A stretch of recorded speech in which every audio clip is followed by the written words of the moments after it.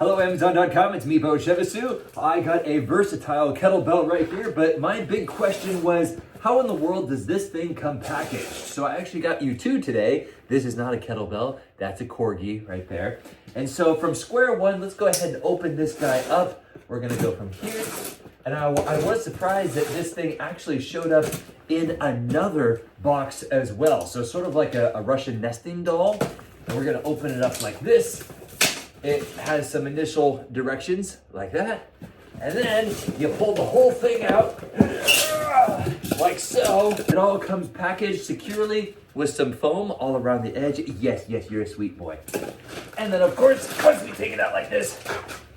Now also, keep in mind that if you throw these things around a lot, they rattle just a little bit. So here, I'm gonna get it nice and close to you.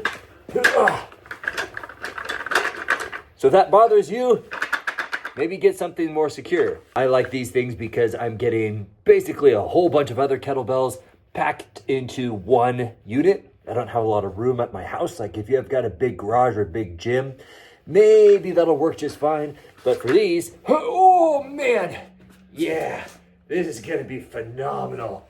Kettlebells, extremely versatile when it comes to personal fitness.